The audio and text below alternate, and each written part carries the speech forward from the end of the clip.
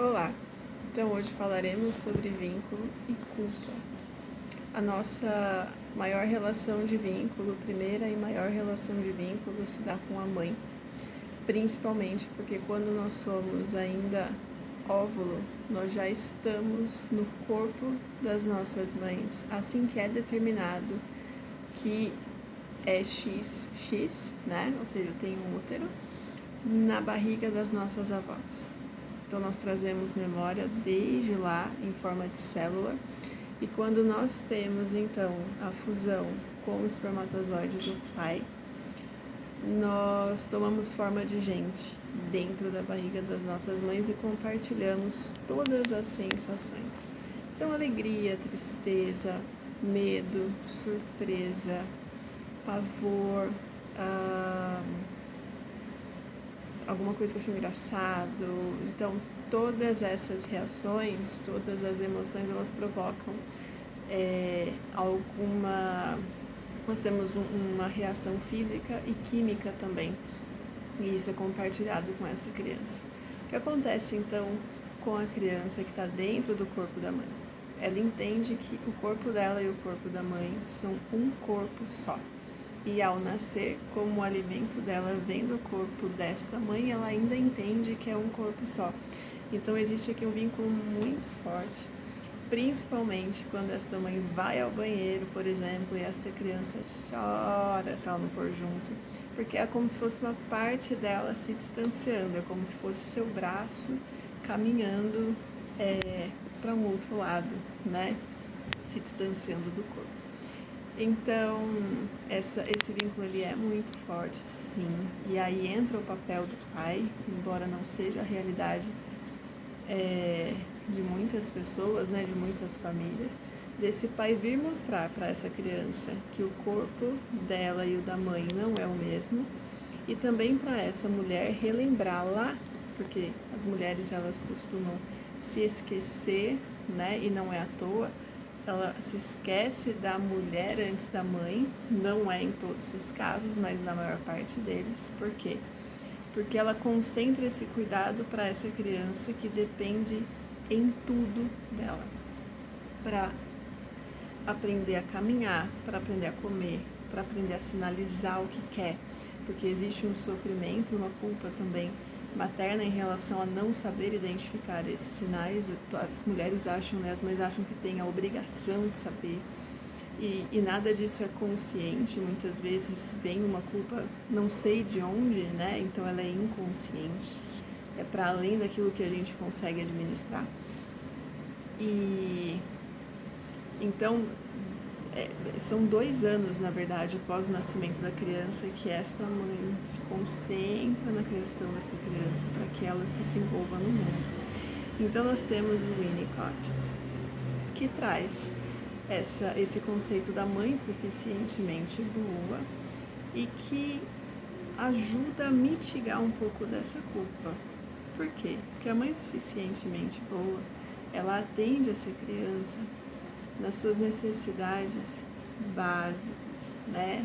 Emocionais e físicas, ou seja, colo, a nutrição, né? Essa nutrição ela é alimentar e nutrição emocional, a higiene, o olhar enquanto realiza essa higienização, o olhar enquanto alimenta, né? Então, esta mãe ela olha para esta criança atendendo em suas necessidades e também ela se vê quando ela não se coloca numa exigência de ser perfeita, quando ela não se coloca em comparação com outras mulheres ou com a coleguinha que postou que o filho andou com 2 meses, né?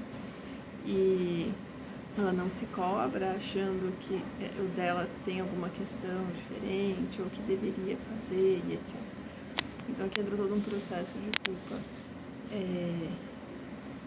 E aí o vínculo acaba ficando um pouco de lado.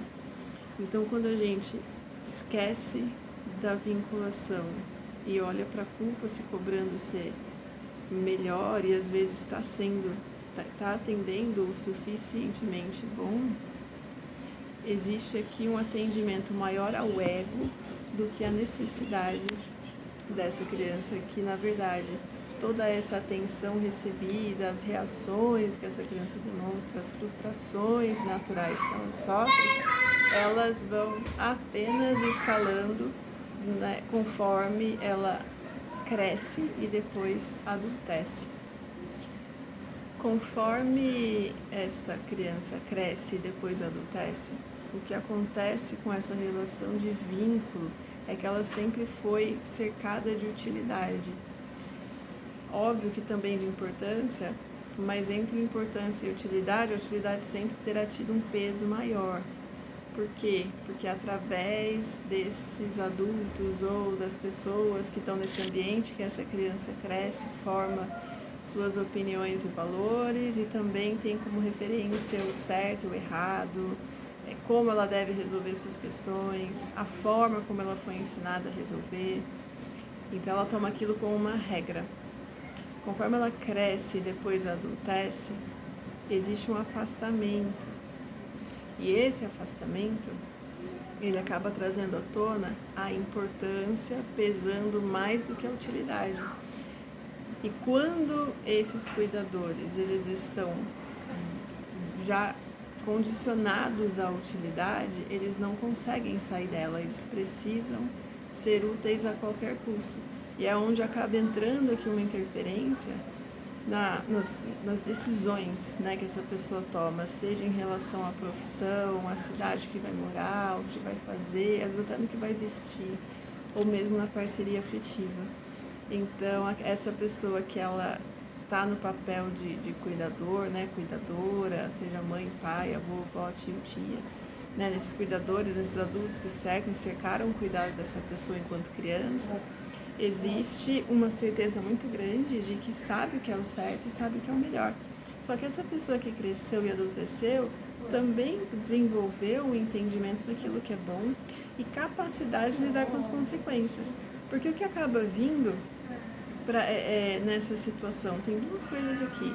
Uma delas é este adulto que não sabe, esqueceu, né, o que é ser, por exemplo, um ser humano para além do pai e da mãe, igual aposentado que trabalha uma vida inteira, ele não sabe ser aposentado, né?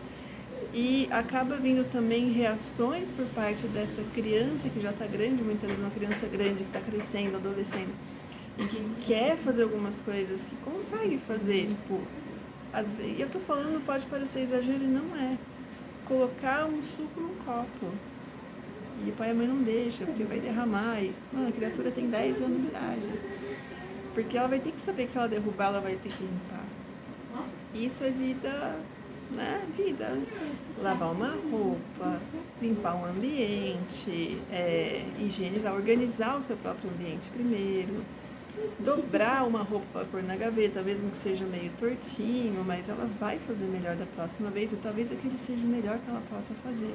A questão que entra aqui é, às vezes vem, né, a pessoa que está na imagem de cuidado tão assim obcecada, né, que tem que ser do jeito dela, de ela é o certo, e que não está entrando em valores se a pessoa está certa ou errada, é o jeito que ela sabe proceder, que ela vai lá, ela refaz aquele trabalho, ela corrige e deixa o outro com um sentimento de impotência, inutilidade, então ele acomoda ali.